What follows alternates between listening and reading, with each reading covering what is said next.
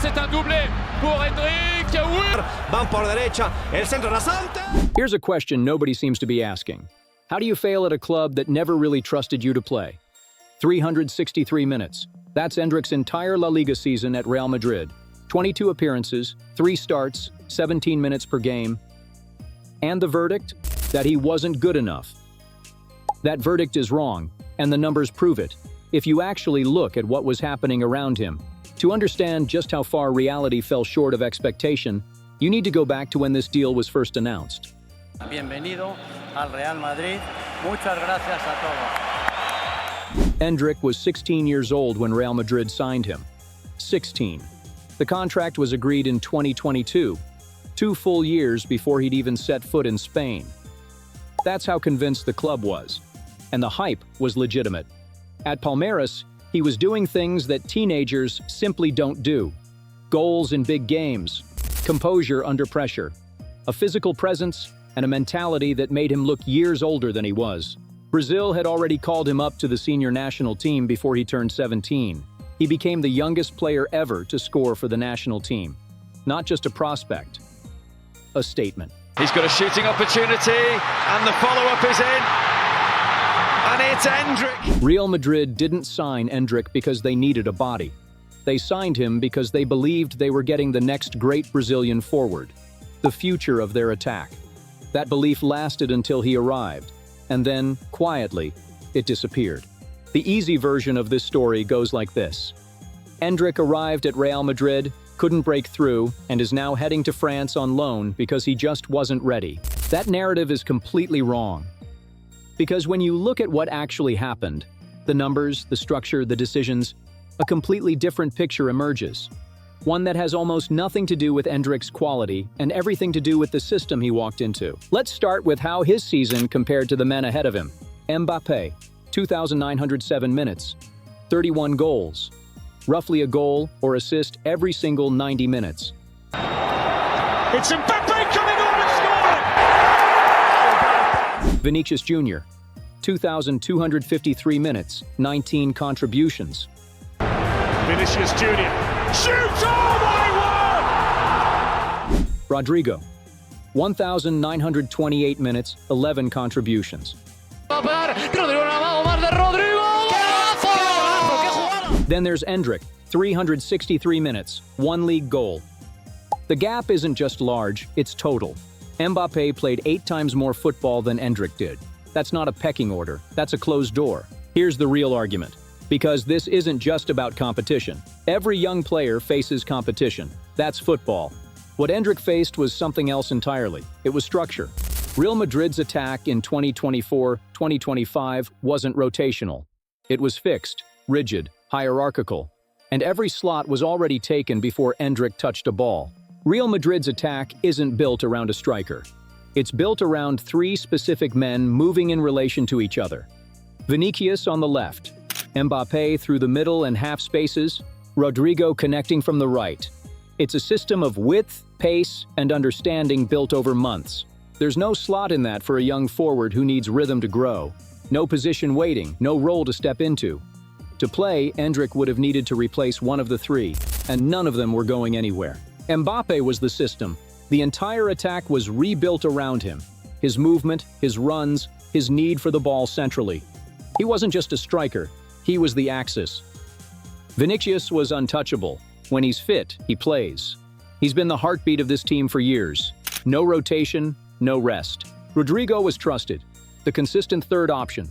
Versatile, reliable, dependable enough that Ancelotti never had to think twice. Then Endrick was excluded, not competing, not rotating in, not developing through game time, just outside the system, completely. And here's the thing that makes this story genuinely maddening. When Endrick did play, those scraps of 17 minutes, he wasn't passive. He wasn't timid. He didn't look like a teenager scared of the moment. His shot volume per 90 minutes was 5.7. Mbappé's was 5. The man with 31 goals, 2,900 minutes, the entire system built around him. Endrick was outpacing him in shots per 90. By that one metric, in his brief cameos off the bench, Endrick was the most trigger-happy attacker at the club. Think about what that tells you.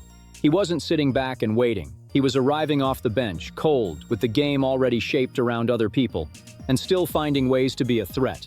The intent was there. The aggression was there. The mentality was there. What wasn't there was any real opportunity to convert that into something. You cannot judge a player in 17-minute fragments. That's not a trial. That's not even a test. That's a glimpse. Now, to be fair, there is another side to this. Maybe Real Madrid were right. Maybe he genuinely wasn't ready for consistent minutes at the highest level. Maybe 17 minutes per game was the correct call. That's a reasonable position, and it deserves a real answer. But here's the problem with that argument. You cannot assess readiness without actually giving the player a chance to prove it. Readiness isn't a fixed state. It's built through exposure, through mistakes, recovery, repetition. Endrick never got enough exposure to prove anything either way. 3 starts across an entire season is not a test. It's a decision that was already made. And the argument that he wasn't ready becomes very hard to sustain when you look at that shots per 90 number.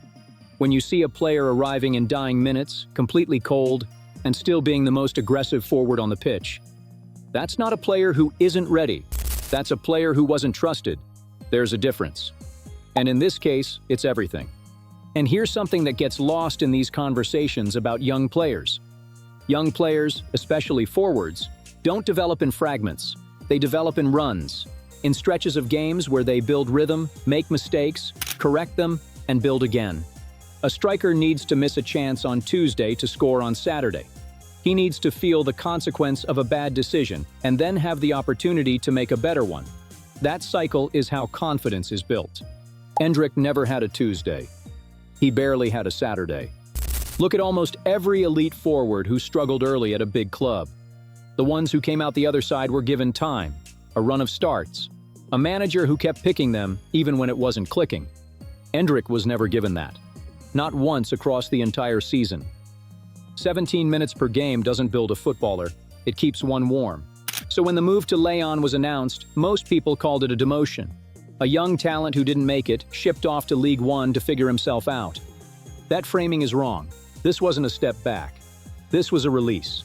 Because when you look at what Endrick actually needs, and what League One actually offers, it makes complete sense. League One is open, fast, direct. More space in behind, more transitions, more moments where a striker with pace and aggression can just run at a defense.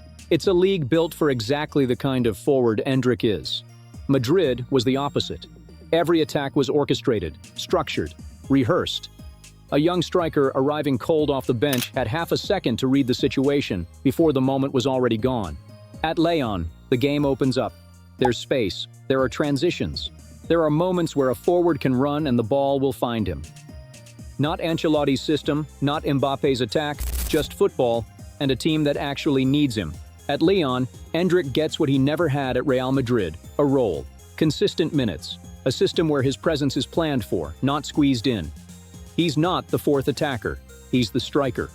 Development doesn't happen in cameos, it happens in continuity. For the first time in his European career, Endrick is going to get some. Lyon isn't the end of the Endrick story, it might be the beginning of the real one. So let's be clear about what actually happened at Real Madrid. A teenage striker arrived at a club that had just signed Mbappé, a club with Vinicius at his peak, a club where even Rodrygo, a proven, experienced player, had to fight for his place. There was no path for Endrick, not this season, probably not next season either. And yet, in the minutes he got, he shot more aggressively than almost anyone around him. He didn't disappear, he didn't shrink. He just ran out of time before he ever ran out of intent. 363 minutes is not a verdict. It's barely an audition. Mbappé was the system. Vinicius was untouchable. Rodrygo was trusted. Endrick was an obstacle the hierarchy didn't need to move. So it didn't. He didn't fail at Real Madrid. Real Madrid never really tried him. That decision was made before he arrived, and it never changed.